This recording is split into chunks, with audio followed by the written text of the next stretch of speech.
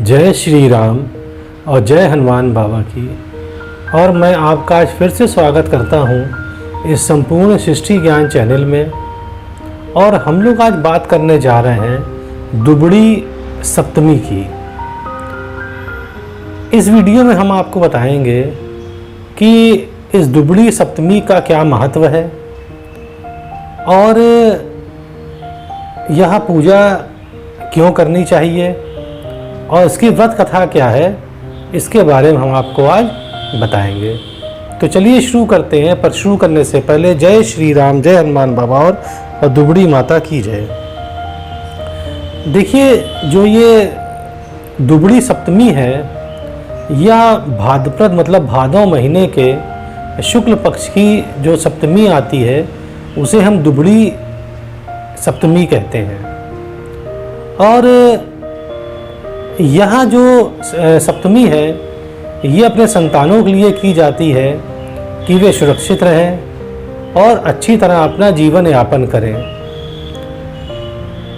इस पूजा में एक पटे पर एक मटका, एक दुबड़ी माता की मूर्ति, कुछ सर्पों की मूर्ति, कुछ बच्चों की मूर्ति, यही पटे पर रखी जाती है।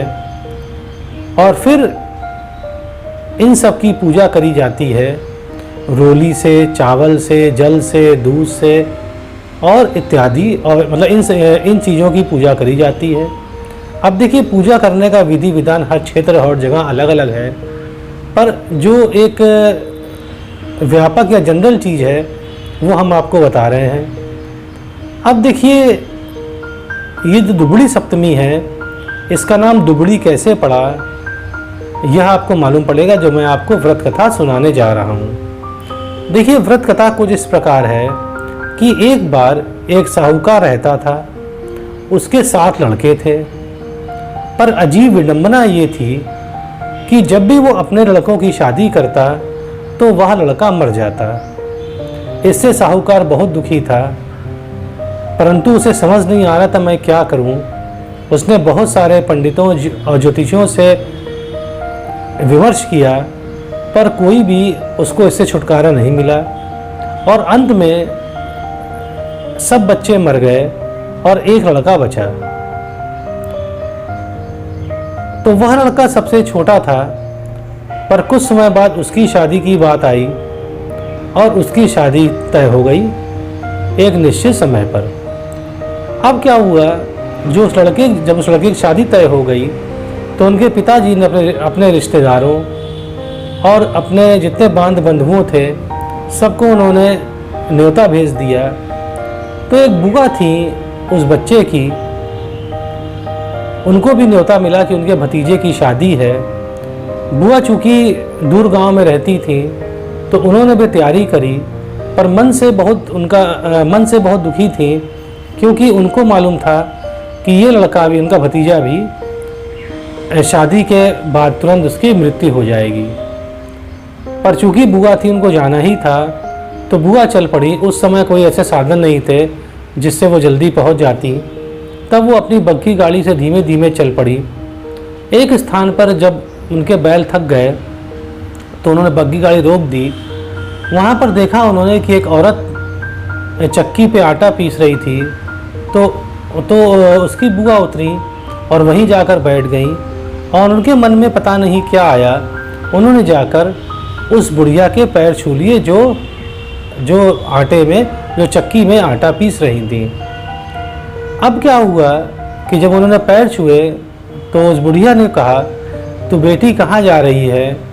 तो उन्होंने कहा कि मैं अपने भतीजे की शादी में जा रही हूँ।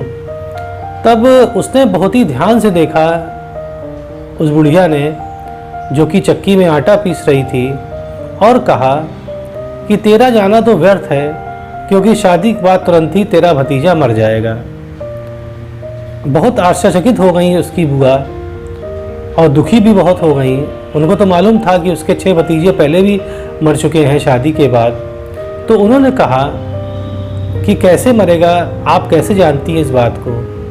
तब वो बुढ़िया बोली, देख ऐसा है, मुझे मालूम है क्या होगा उसके साथ, कि जैसे ही उसकी शादी होगी तो उसके घर का जो दरवाज़ा है वो गिर जाएगा और वो मर जाएगा।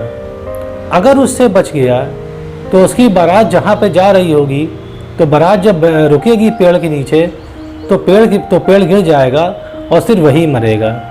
वहाँ पर भी अगर बच गया, तो जब अपने ससुराल पहुँचेगा और जैसे ही दरवाजे में घुसेगा तो दरवाज़ा गिर जाएगा, वो वहीं मर जाएगा। अगर वहाँ पर भी बच गया तो जब भांवरे पड़ेंगे, जब फेरे होंगे, तब उसको सर्प काट लेगा, तब तो वो मरेगा ही मरेगा। अब तो बुआ जी और दुखी हो गई। तो उनकी बुआ ने पूछा, हे मैया, अब उनको माता कहा क्योंकि समझ गई थी ये कोई ऐसी कोई बुढ़िया नहीं है। उनका माता, आप बताएं मैं क्या करूं? तो उसने कहा, देखो ऐसा है, एक उपाय है और उपाय मैं बताती हूँ तुमको, अगर ये उपाय ध्यान सुनना मेरी बात। तो बुआ ने कहा, मैया आप उपाय बताइए, और एक बार फिर पैर छू लिए बुढ़िया के। तो उन्होंने कहा कि देखो ऐसा है कि लड़के को अपने घर से निकालना पीछे के दरवाजे से, मतलब पीछे के दीवार से, और जो पीछे की दीवार है उसे तोड़ देना और वहाँ दरवाज़ा बनाकर निकालना। उसके बाद जब बारात पहुँचेगी पेड़ के नीचे, तो लड़के को पेड़ के नीचे मत खड़ा करना, उसको धूप में खड़ा करना। उसके बाद जब बारात पहुँचेगी लड़की के घर, तो जो लड़की के जो पीछे की दीवार होगी उसको तोड़कर दरवाज़ा बनवाकर वहीं से अंदर लाना। और जब भांवरे होंगी, जब फेरे पड़ेंगे, तो वहाँ पर एक कटोरा दूध रखना और साथ में एक फंदा बना लेना। तो बुआ ने पूछा, फंदे का मैं क्या करूँगी? तो उनका फंदे पे तुम सर्प को पकड़ लेना, और जब वो सर्प पकड़ में आ जाए तो उसकी जो सर्पणी है वो आएगी, तब तुम उससे कहना कि मेरे 6 भतीजे जिंदा कर दो, और उसको तुम तब अपने सर्प को लेके चली जाओ। तो बुआ ने कहा ठीक है, पर उसने कहा देखो सावधान, एक बात और तुमको बता रही हूँ। बुढ़िया बोली देखो ऐसा है, अगर तुमने किसी को बताया ये बात, तो सुनने और सुनाने वाले दोनों की मृत्यु वही हो जाएगी, और तुम्हारे भतीजे की मृत्यु तो फिर तय हो जाएगी। बुआ ने उसके पैर छुए, तभी देखा वो बुढ़िया अंतर्ध्यान हो गई।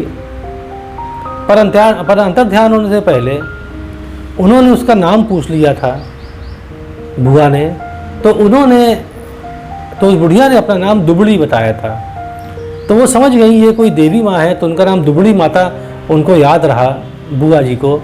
और बुआ वहाँ से मतलब बिल्कुल चल पड़ी अपने भाई के घर, और उनको मन में इन्होंने ये बना लिया था कि मुझे वही करना है जो दुबड़ी माता ने कहा है।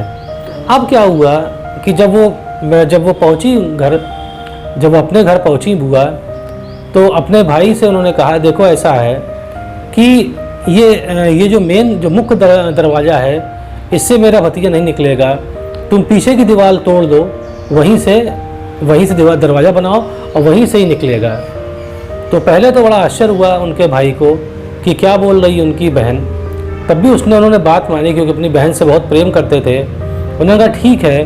तो उन्होंने पीछे दरवाज़ा तोड़कर पीछे की दीवार तोड़कर एक दरवाज़ा बनवा दिया, और उससे निकाला अपने लड़के को।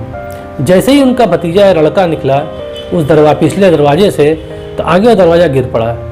सब कहने लगे, अरे वाह, बुआ कैसे मालूम था। और उसके बाद बारात चल पड़ी। जब बारात आगे बढ़ी, चूँकि बहुत धूप थी और दूसरे गांव जाना था, तो सबने कहा कि चलो एक पेड़ के नीचे विश्राम करते हैं। बहुत घना पेड़ था, वहाँ 4-5 वृक्ष लगे थे बड़े बड़े। तो पर बुआ ने कहा कि नहीं, मेरा भतीजा यहाँ नहीं बैठेगा, ये धूप में बैठेगा, और उसको वो साथ लेकर धूप में चली गई। जैसे ही उनका भतीजा धूप में बैठा, वो पेड़ गिर गया जहाँ पर वो बैठने वाला था। तो सब समझ गए, अरे, सब ने कहा अरे बुआ ने फिर इसको बचा लिया, बुआ कैसे मालूम था। पर बुआ कुछ नहीं बोली। उसके बाद जब शादी के घर पहुंची दूसरे गांव में, तो बुआ ने कहा लड़की के पिता से कि देखिए आप पीछे का जो दरवाज़ा है, पीछे की जो दीवार है, उसको तोड़कर दरवाज़ा बनाइए, तब तक हम लोग इंतजार कर रहे हैं। तो लड़की के पिता कुछ बोले नहीं, उन्होंने तुरंत वही किया जो बुआ ने कहा था, और उस रास्ते से वो बुआ अपने भतीजे को लेकर गई। तो जैसे ही उसके घुसी तो आगे दरवाज़ा गिर पड़ा। सब ने कहा अरे बुआ को कैसे मालूम था, और बुआ ने फिर बचा लिया अपने भतीजे को। अब जब जहाँ पर मंडप था, जहाँ पर भावरें होनी थी और जहाँ पर फेरे पड़ने थे, तो जैसे ही फेरे पड़ने लगे तो बुआ ने वहाँ पर एक कटोरा दूध रखा। सांप जैसे ही आया उसके सामने रख दिया तो सांप पीने लगा। उसके उसने फंदा रखा था, वहाँ बुआ ने उसको सांप को बांध दिया। जैसे ही सांप को बांधा फिर सब कहने लगे अरे बुआ कैसे मालूम पड़ा कि सांप आने वाला है, वो डस लेगा। बुआ कुछ नहीं बोली क्योंकि उनका बोलना मना था। तो तभी सांप की सरपणी आई। तो बुआ ने कहा देखो ऐसा है, अपने सर, तुम्हारे सर को तभी तुमको मैं दूंगी जब तुम मेरे 6 भतीजों को और जिंदा कर दोगी। अब सरपणी के पास कोई चारा नहीं था, उसने उसके 6 भतीजे जिंदा कर दिए और बुआ ने उस सांप को फंदे से खोल दिया और वह सांप अपनी सरपणी के साथ चला गया। तो साहूकार बहुत ही खुश हुआ क्योंकि वो साहूकार थे, बुआ के जो भाई थे। तो साहूकार ने जब देखा उसके 7 लड़के उसको मिल गए हैं, तब उसने अपने 6 लड़कों की जो शादियां हो चुकी थी फिर अपनी सब बहुओं को बुलाया जो अपने अपने घर चली गई थी, और फिर पूरा परिवार हंसी खुशी रहने लगा। और सब ने बुआ की बड़ी तारीफ करी कि बुआ के मारे ही सब कुछ संपन्न हुआ है। तब बुआ ने कहा देखो ऐसा है, आज तो शादी हो गई है, अब कल देखो ये भाद्रपद शुक्ल पक्ष की सप्तमी है, अब कल हम लोग दुबड़ी माता की पूजा करेंगे। सब ने कहा दुबड़ी माता कौन है? तो उन्होंने कहा देखो दुबड़ी माता वो माता है जो कि संतानों की रक्षा करती हैं। तो सब 7 लड़कों ने 7 बहुओं ने सब ने मिलकर दुबड़ी माता की पूजा करी और हमेशा वो खुश रहे जब तक जिंदा रहे। तो देखिए ये है दुबड़ी माता की पूजा, यह है व्रत कथा उनकी। अब समझ गए होंगे दुबड़ी माता कौन है और उनका व्रत क्यों रखा जाता है और उनकी पूजा क्यों करी जाती है। ये अपने संतान को बचाने हेतु पूजा करी जाती है। तो उम्मीद है आपको अच्छा लगा होगा। अच्छा लगता है तो सब्सक्राइब करिएगा। जय श्री राम, जय हनुमान बाबा और जय दुबड़ी माता की जय। कृपा करो भैया।